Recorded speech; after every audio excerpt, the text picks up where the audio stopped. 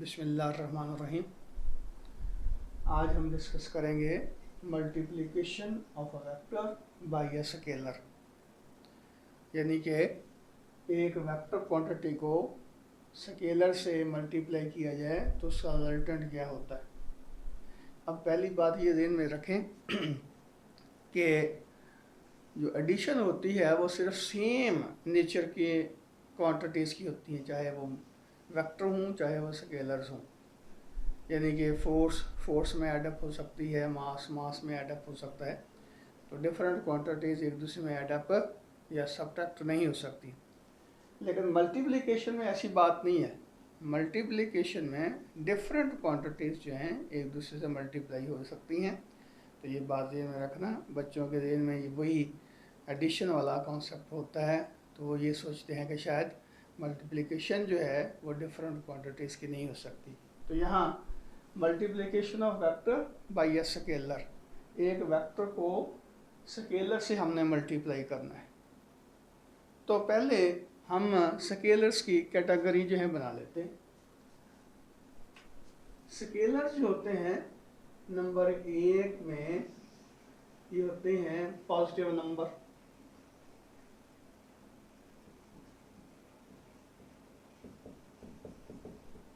तो positive number जो होते हैं वो भी स्केलर क्वांटिटी हैं। 1 2 3 4 एंड सो ऑन एन। अब अगर किसी वेक्टर को किसी पॉजिटिव नंबर से मल्टीप्लाई किया जाता है तो वेक्टर की नेचर में फ़र्क नहीं पड़ता, उसकी मैग्नीट्यूड बढ़ जाती है, डायरेक्शन भी चेंज नहीं होती।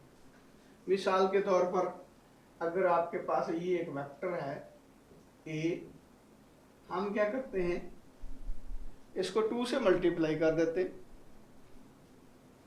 तो जब 2 से मल्टीप्लाई करेंगे तो इसका जो मैग्नीट्यूड है वो 2 टाइम हो जाएगी, 2a के बराबर हो जाएगी, लेकिन इसकी डायरेक्शन में फ़र्क नहीं पड़ेगा। मिसाल के तौर पर हमारे पास a जो है वो 2 न्यूटन फोर्स है। अब 2 न्यूटन फोर्स पहले थी, 2 न्यूटन फोर्स का ही हमने इजाफा कर दिया, दुगना हो गई।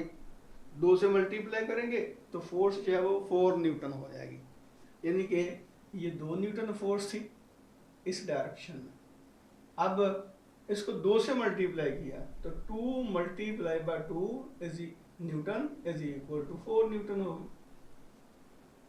तो डेफिनेटली इसकी मैग्नीट्यूड पहले से दुगना हो गई है, तो जाहिर है ये जो एरो है इसकी लेंथ जो है वो भी पहले वेक्टर से दुगना शो करना पड़ेगी। इसी तरह अगर इसको 3 टाइम, यानी कि इसकी जो अपना वेक्टर है इसको 3 से मल्टीप्लाई करेंगे तो इसकी जो मैग्नीट्यूड है वो 3 टाइम इंक्रीज हो जाएगी, लेकिन उसकी डायरेक्शन में फ़र्क नहीं पड़ेगा। इसी तरह हाफ से मल्टीप्लाई कर सकते हैं। जब इसको हाफ से मल्टीप्लाई करेंगे तो डेफिनेटली क्या होगा, ये 2 न्यूटन की फोर्स थी, मल्टीप्लाई बाय हाफ 1 न्यूटन रह जाएगी। जब ये फोर्स 1 न्यूटन रह जाएगी, फोर्स 1 न्यूटन रह जाएगी, तो इसका मतलब ये होगा कि अब ये जो वेक्टर 2 न्यूटन फोर्स शो कर रहा था इसकी मैग्नीट्यूड आधी रह जाएगी। चलो मैं बना भी देता हूँ, ये देखिए ये आ जाएगा हाफ ए। मीन अगर ये पहले 2 न्यूटन फोर्स थी तो 2 मल्टीप्लाई बाय 1/2 है, या ऐसे भी कह सकते हैं कि half multiply by 2n is equal to 1 है। तो ये 1 न्यूटन फोर्स होगी। तो इसका मतलब ये हुआ कि जब हम किसी भी वेक्टर को किसी पॉजिटिव नंबर से मल्टीप्लाई करते हैं तो उसकी जो डायरेक्शन है वो सेम रहती है, उसकी नेचर सेम रहती है, लेकिन उसकी मैग्नीट्यूड जो है वो चेंज हो जाती है। मिसाल के तौर पर a को 2 से मल्टीप्लाई किया, 2 से मल्टीप्लाई किया तो ये 2a आ गया, हाफ से मल्टीप्लाई किया तो ये हाफ होगी। तो लेकिन वेक्टर की डायरेक्शन में फ़र्क नहीं पड़ा, वेक्टर की नेचर में फ़र्क नहीं पड़ा। अब दूसरी बात कि अगर हम किसी वेक्टर को नेगेटिव नंबर से मल्टीप्लाई करते हैं तो क्या होता है, तो ये है नेगेटिव नंबर।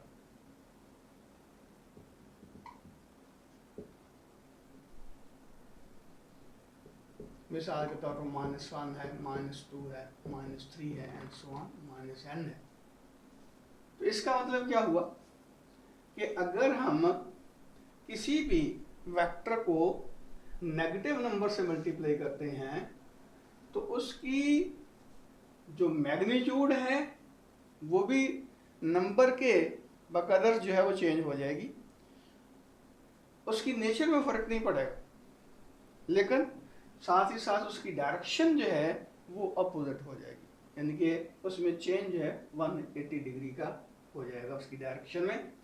तो अब यही एग्जांपल इसको रिपीट करते हैं।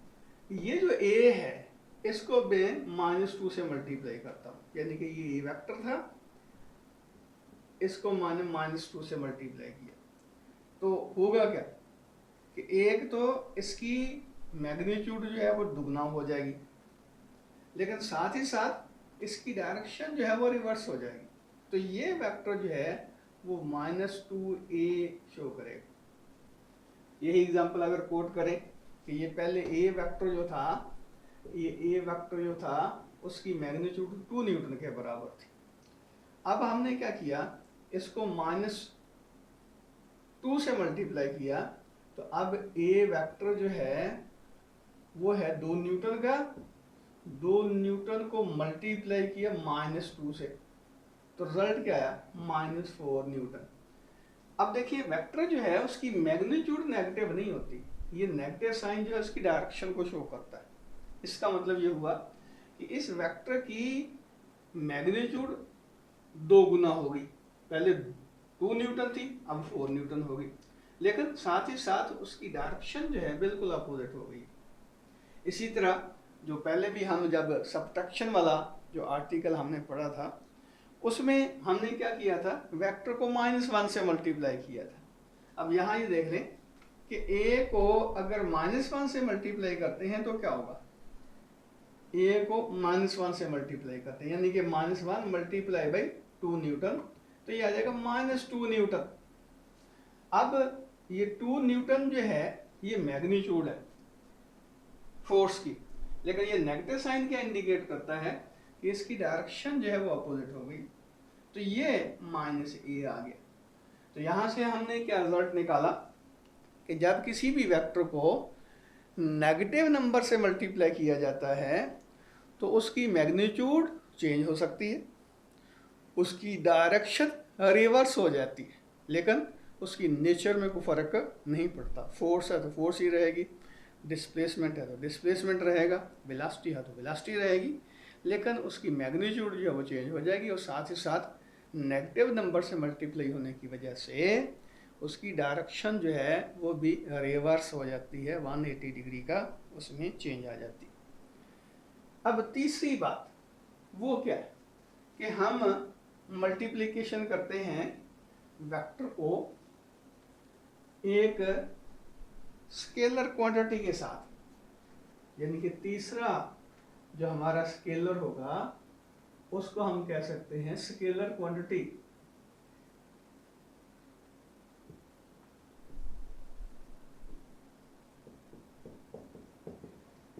ये क्या हुई स्केलर क्वांटिटीज, मास है, लेंथ है, टाइम है,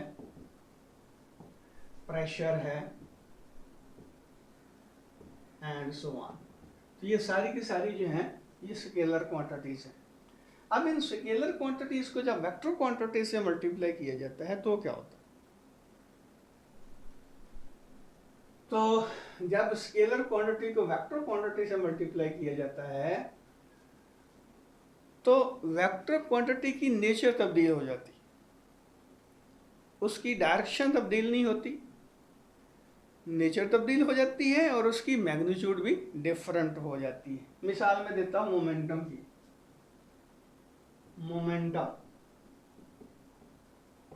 मोमेंटम को P से शो करते हैं। P बेसिकली क्या है, प्रोडक्ट है किसका, मास का और वेलोसिटी का। ये स्केलर क्वांटिटी है, मास है, स्केलर है, ये वेक्टर क्वांटिटी है, यानी कि वेलोसिटी है, और ये वेक्टर। अब देखिए स्केलर क्वांटिटी को वेक्टर क्वांटिटी से मल्टीप्लाई किया, तो ये थी इनिशियली वेक्टर क्वांटिटी वेलोसिटी, इसको हमने मास से मल्टीप्लाई किया जो कि स्केलर क्वांटिटी है, तो इसका प्रोडक्ट वेलोसिटी नहीं आया, बल्कि इसका प्रोडक्ट जो है वो मोमेंटम आया है। इसका मतलब ये नई क्वांटिटी जो होगी, ये दोनों क्वांटिटीज का प्रोडक्ट जो होगा, उसके जो डायमेंशन हो गए, जो डायमेंशन इन दोनों के होंगे, प्रोडक्ट इनका, वो इसके डायमेंशन होंगे, यानी कि मास के डायमेंशन और वेलोसिटी के डायमेंशन की मोमेंटम के डायमेंशन होंगे। मीन वेक्टर क्वांटिटी जो है वो चेंज हो गई। तो ये मोमेंटम जो होगा वो वेलोसिटी की ही डायरेक्शन में होगा। मिसाल के तौर पर एक बॉडी जो है वो पॉजिटिव एक्स एक्सिस की तरफ मूव कर रही है, तो इसकी वेलोसिटी की डायरेक्शन भी यही होगी, इसके मोमेंटम की डायरेक्शन भी यही होगी। तो मोमेंटम की डायरेक्शन वेलोसिटी की डायरेक्शन सेम होंगी, लेकिन इसकी जो मैग्नीट्यूड है मोमेंटम की वो वेलोसिटी के बराबर नहीं, बल्कि वेलोसिटी को m से मल्टीप्लाई किया तो इसकी मैग्नीट्यूड आपके पास आ गई मोमेंटम की। दूसरी एग्जांपल ले लें, फोर्स है। तो हमने ये पढ़ा फर्स्ट अपना इसमें मैट्रिक में भी कि F जो होता है वो ma के बराबर होता है। अब यहाँ भी देखिए, ये स्केलर क्वांटिटी है, ये वेक्टर क्वांटिटी है, तो एक्सेलरेशन वेक्टर क्वांटिटी को मास स्केलर क्वांटिटी से मल्टीप्लाई किया तो उसका रिजल्टेंट फोर्स आया है, एक्सेलरेशन नहीं रहा, नेचर तब्दील होगी। इसका मतलब ये हुआ कि जब किसी भी वेक्टर क्वांटिटी को किसी स्केलर क्वांटिटी से मल्टीप्लाई किया जाता है तो उसका रिजल्टेंट जो निकलता है वो भी वेक्टर क्वांटिटी होती है, उसकी डायरेक्शन वही होती है जो वेक्टर की डायरेक्शन है, लेकिन उसकी नेचर जो है इससे डिफरेंट होती है। अब मैं तीसरी एग्जांपल भी देता हूँ, ये एक एग्जांपल, ये दूसरी एग्जांपल, अब तीसरी एग्जांपल वो है प्रेशर। सॉरी, यहां भी फोर्स ही होगी प्रेशर की शक्ल में। तो फोर्स किसके बराबर होती है? F is equal to PA। ये प्रेशर है, ये एरिया है, तो प्रेशर और एरिया का जो प्रोडक्ट होता है वो फोर्स के बराबर होता है। यानी कि प्रेशर की वजह से जो फोर्स लगती है उसको इस तरह आप कैलकुलेट कर सकते हैं। ये स्केलर क्वांटिटी है, ये वेक्टर क्वांटिटी है। स्केलर को वेक्टर से मल्टीप्लाई किया तो रिजल्टेंट एक वेक्टर क्वांटिटी आया, लेकिन इसकी जो नेचर है वो इसकी नेचर से डिफरेंट होगी, दोनों की डायरेक्शन जो है सेम होगी। यानी कि इससे हमने ये रिजल्ट निकाला कि जब किसी भी स्केलर क्वांटिटी को वेक्टर क्वांटिटी से मल्टीप्लाई किया जाता है तो वेक्टर क्वांटिटी की नेचर तब्दील हो जाती है, उसकी डायरेक्शन में फ़र्क नहीं पड़ता, उसकी मैग्नीट्यूड भी तब्दील हो जाती है, चेंज हो जाती है। तो ये तीनों एग्जांपल जो है आपके सामने हैं कि मोमेंटम वेक्टर क्वांटिटी है, मास से वेलोसिटी को मल्टीप्लाई करके हासिल होती है।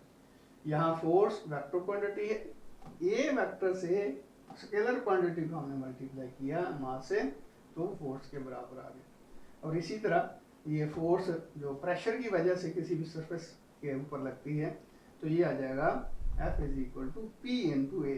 अब F और A की डायरेक्शन सेम होती है और P जो है इसकी प्रेशर है जो कि स्केलर क्वांटिटी। तो ये एग्जांपल जो है हमारे सामने है कि जब नंबर से मल्टीप्लाई किया जाता है तो उसकी जो नेचर है उसमें तब्दीली नहीं आती, डायरेक्शन तब्दील हो सकती है, यहाँ मैग्नीट्यूड तब्दील हो जाती है, लेकिन नेचर जो है सेम रहती है। जब स्केलर क्वांटिटी से मल्टीप्लाई किया जाता है तो इसकी जो नेचर है वो तब्दील हो जाती है, डायरेक्शन तब्दील नहीं होती, मैग्नीट्यूड तब्दील हो जाती है। अब हम आगे चलते हैं। अगला जो हमारा आर्टिकल है वो है, आर्टिकल तो नहीं साहब, आर्टिकल कह लें, वो है हमारा unit vector.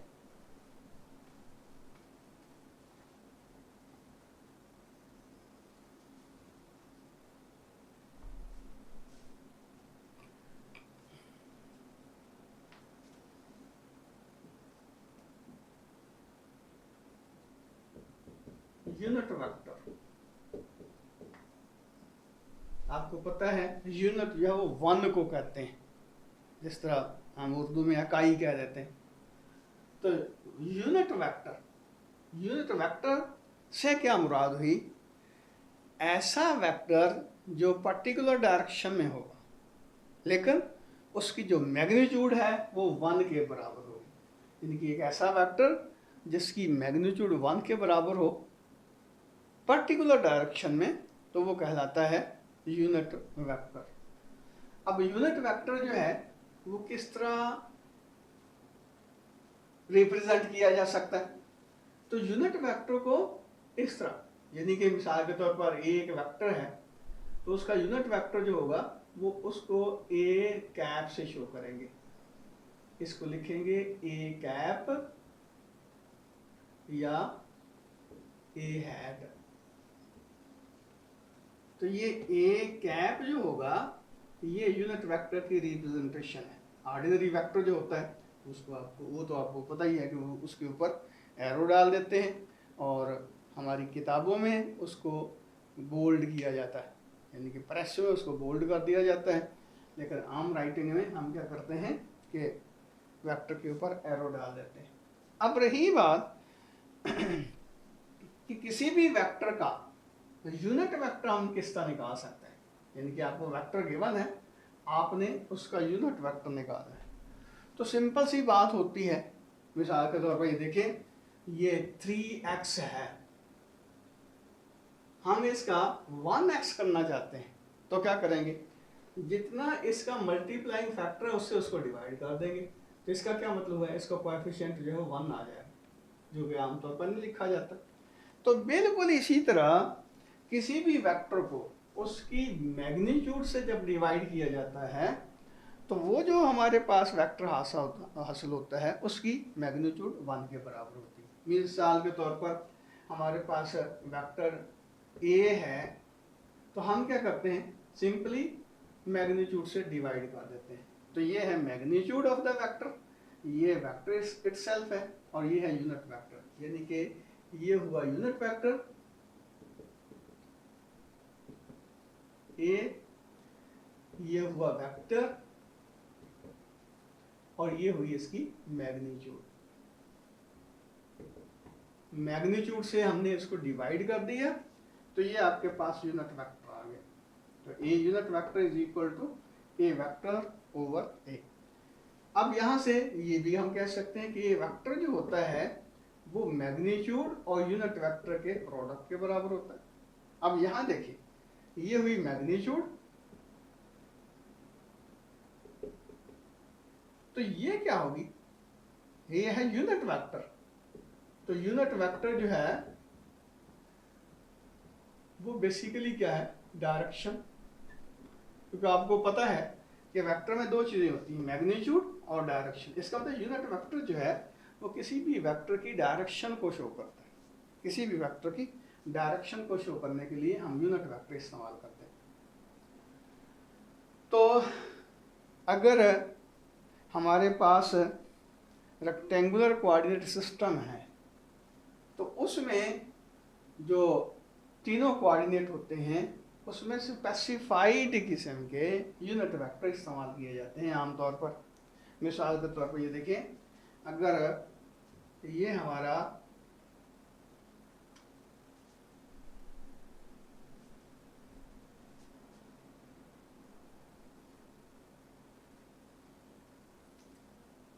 Three dimensional rectangular coordinate system है, ये कह लेंगे एक्स एक्सिस है, ये वाई एक्सिस है, ये जेड एक्सिस है, ये ओरिजिन है। अब वो वेक्टर जो एक्स की डायरेक्शन में होगा, इस डायरेक्शन में होगा, उसका जो डायरेक्शन को शो करने के लिए यूनिट वेक्टर इस्तेमाल किया जाएगा वो आई के बराबर, यानी कि आई यूनिट वेक्टर होगा। मिसाल के तौर पर आपसे ये कहा जाता है कि एक 4 न्यूटन की फोर्स है, एक्स एक्सिस के अलॉन्ग एक्ट कर रही है, तो उसको किस तरह शो करेंगे? ये फोर्स है एफ, इसकी मैग्नीट्यूड है 4 न्यूटन और इसकी डायरेक्शन को आई से शो करेंगे। तो ये 4 न्यूटन आई जब हम लिखेंगे, इसका मतलब वाज़ेह होगा कि ये एक ऐसी फोर्स है जिसकी मैग्नीट्यूड तो 4n के बराबर है और वो है एक्स एक्स की डायरेक्शन में, यानी कि 4 न्यूटन आई जो होगा ये फोर्स को शो करेगा, ऐसी फोर्स को जिसकी मैग्नीट्यूड 4n के बराबर है और जो कि एक्स एक्सिस की तरफ है। इसका मतलब ये हुआ कि कोई भी वेक्टर जो है एक्स एक्सिस की जानब, एक्स एक्सिस की डायरेक्शन में, उसको आई यूनिट वेक्टर से उसकी डायरेक्शन को शो करते हैं। इसी तरह अगर हमारा कोई वेक्टर जो है वो वाई एक्सिस की डायरेक्शन में है इधर, तो उसके साथ ये यूनिट वेक्टर आएगा और जेड एक्सिस की डायरेक्शन में जो वेक्टर हम लेंगे वो के यूनिट वेक्टर कहलाएगा। मिसाल के तौर पर एक डिस्प्लेसमेंट है 10 मीटर का, वो वाई एक्सिस की तरफ है, तो किस तरह उसको शो करेंगे? d is equal to 10 metre J, 10 metre magnitude आ गई, जे उसकी डायरेक्शन आ गई। और इसी तरह वेलोसिटी कह लें, 20 मीटर पर सेकंड की वेलोसिटी है z एक्सिस की तरफ, तो क्या करेंगे? v is equal to 20 metre पर सेकंड के, तो आई जे के ये मखसूस डायरेक्शन में वेक्टर्स को शो करती हैं। एक्स एक्स की डायरेक्शन में जो वेक्टर होगा उसको हम इनके मैग्नीट्यूड के साथ आई यूनिट वेक्टर लिख देंगे। इसी तरह वाई एक्सिस की तरफ जो होगा उसको हम क्या करेंगे? मैग्नीट्यूड के साथ जे यूनिट वेक्टर लिख देंगे। और इसी तरह अगर कोई वेक्टर जो है वो जेड डायरेक्शन में है, जेड एक्सिस की डायरेक्शन में है, तो उसको के यूनिट वेक्टर से उसकी डायरेक्शन हम शो कर देते हैं। अब सिर्फ ये रेक्टेंगुलर कोऑर्डिनेट सिस्टम जो है उसके ही यूनिट वेक्टर जो है हम इस्तेमाल नहीं करते, ये तकरीबन हर वेक्टर के साथ यूनिट वेक्टर जो है उसका यानी कि एसोसिएट होता है, उसका मतलब उसके मतलब होता है। तो आम तौर पर और जो आपकी किताब में जो दिया गया है कि वेक्टर हम इस्तेमाल करते हैं यूनिट वेक्टर, वो एक तो पोजीशन वेक्टर के लिए है, यानी पोजीशन वेक्टर की डायरेक्शन को शो करने के लिए। फॉर एग्जांपल ये आर पोजीशन वेक्टर है, तो इसकी जो यूनिट वेक्टर होगा उसकी डायरेक्शन ये होगी आर यूनिट वेक्टर, यानी कि आर की डायरेक्शन को शो करने के लिए आर यूनिट वेक्टर हम इस्तेमाल करते हैं। मिसाल के तौर पर ये आ जाएगा R is equal to R magnitude R unit vector. इसी तरह किसी भी सरफेस का एरिया शो करने के लिए उसकी डायरेक्शन को ये नॉर्मल हम ड्रा करते हैं। तो ये हमारे पास सरफेस है, इसका ये जो है वो नॉर्मल होगा, वो इसका एरिया बनेगा, यानी एरिया की डायरेक्शन होगी। तो इसका मतलब ये हुआ ये वेक्टर भी हम इस अपने किताब में फ्रिक्वेंटली इस्तेमाल करेंगे, यानी कि अगर ये एरिया ए है तो इसकी मैग्नीट्यूड, ये सरफेस एरिया जो है वो ए के बराबर है और इसका जो डायरेक्शन होगी उस सरफेस का नॉर्मल होगी। तो बहरहाल ये हुआ यूनिट वेक्टर। अब एक और बात जो है वो हम डिस्कस करना चाहते हैं, यानी कि जो आगे आर्टिकल है, और वो है नल वेक्टर। नल वेक्टर क्या होता है?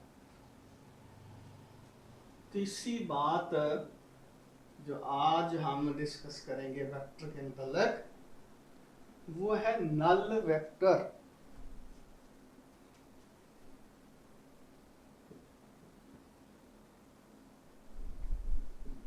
नल वेक्टर को हम जीरो वेक्टर भी कहते हैं, जीरो वेक्टर।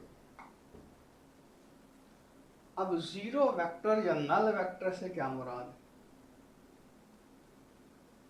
डेफिनेटली अगर हमारे पास दो वेक्टर इक्वल मैग्नीट्यूड में हैं और एक दूसरे के अपोजिट एक्ट कर रहे हैं, तो उनका जो रिजल्टेंट आएगा उसकी मैग्नीट्यूड जीरो के बराबर होगी। इसका मतलब ये हुआ कि उसका रिजल्टेंट जो होगा वो भी वेक्टर क्वांटिटी होगा, जिसको नल वेक्टर कहेंगे।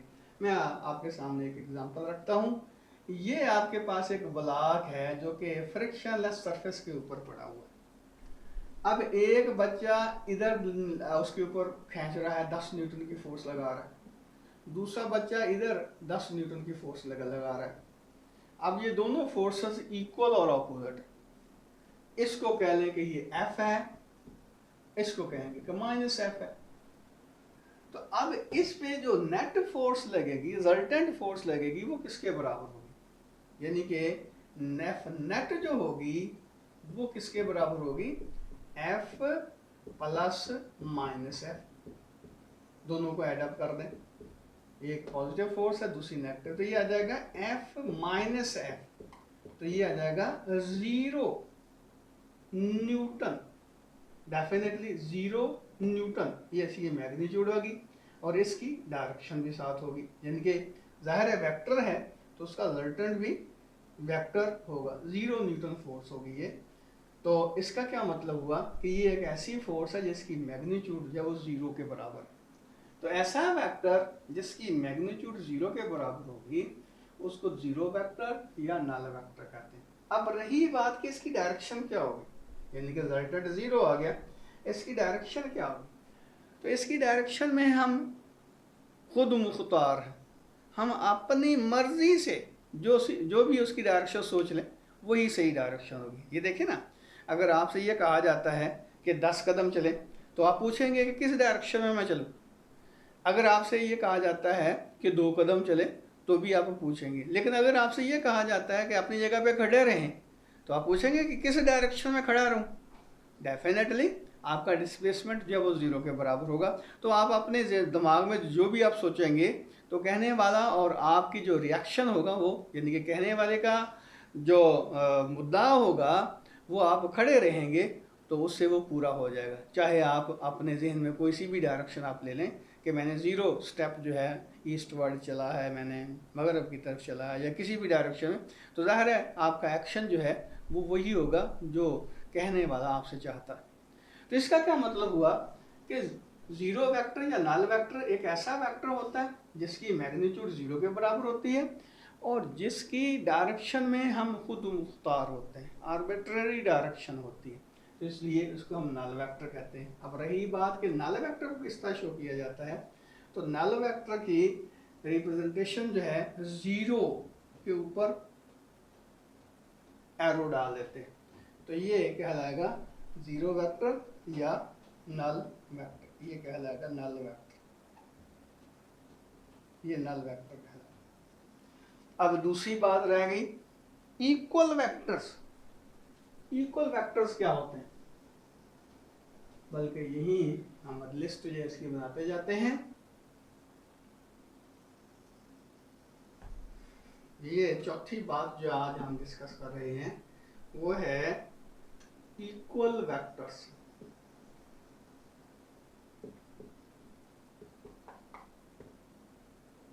अब ये देखिए, ये हमारा एक फ्रेम ऑफ रेफरेंस, ये दूसरा फ्रेम ऑफ रेफरेंस। अब इसमें ये वेक्टर ए है, बिलफर्ज ये फोर्स है जिसकी जो मैग्नीट्यूड है वो 2 न्यूटन के बराबर है और वो बिलफर्ज एक्स एक्सिस के साथ 45 डिग्री का एंगल बना रहा है। बल्कि इसको मैं मज़ीद सिंप्लीफाई करता हूँ ताकि आपको मेरी बात जो है वो समझ आ जाए। तो ये देखें, ये एक्स एक्सिस है, ये वाई एक्सिस है। मैं कहता हूं कि एक वेक्टर है एफ फोर्स या ए, चलो ए ही है, ए वेक्टर है और वो फोर्स है 2 न्यूटन की आई यूनिट की, आई यूनिट वेक्टर उसकी डायरेक्शन कुछ होकर है एक्स एक्सिस की जानिब। अब ये दूसरा वेक्टर है बी, दूसरे फ्रेम ऑफ रेफरेंस में, इसकी ये बी वेक्टर जो है इसकी मैग्नीट्यूड भी 2 न्यूटन है और आई यूनिट वेक्टर इसका। अब ये इस फ्रेम ऑफ रेफरेंस में है, ये इस फ्रेम ऑफ रेफरेंस में है, लेकिन ये दोनों वेक्टर जो हैं उनकी मैग्नीट्यूड भी सेम है, उनकी डायरेक्शन भी सेम है। तो ये दोनों एक दूसरे के इक्वल वेक्टर होंगे, A is equal to B। तो सिंपली बात कि अगर किसी भी वेक्टर को एक फ्रेम ऑफ रेफरेंस से दूसरे फ्रेम ऑफ रेफरेंस में शिफ्ट भी कर दिया जाए, बशर्ते कि उसकी मैग्नीट्यूड और डायरेक्शन में चेंज ना आए, तो ये ऐसा पॉसिबल है। एक वेक्टर को एक फ्रेम ऑफ रेफरेंस से दूसरे फ्रेम में शिफ्ट किया जा सकता है, दोनों की मैग्नीट्यूड सेम है, दोनों की डायरेक्शन सेम है, तो A is equal to B। तो इसका क्या मतलब हुआ कि दो पैरेलल वेक्टर जिनकी मैग्नीट्यूड सेम हो। अब इसको एरोस के लिहाज से देखा जाए तो ये बिलफर्ज ये A वेक्टर A है, ये B वेक्टर है, दोनों की मैग्नीट्यूड भी सेम है, दोनों एक दूसरे के पैरेलल हैं, तो ये एक दूसरे के इक्वल वेक्टर कहलाएंगे। तो रिजल्ट यानी समरी क्या हुई कि दो वेक्टर जो एक दूसरे के पैरेलल हैं, मीन दोनों की डायरेक्शन सेम है और दोनों की मैग्नीट्यूड भी सेम है, तो वो एक दूसरे के इक्वल वेक्टर कहलाएंगे। A is equal to B, B A के इक्वल है, A B के इक्वल है।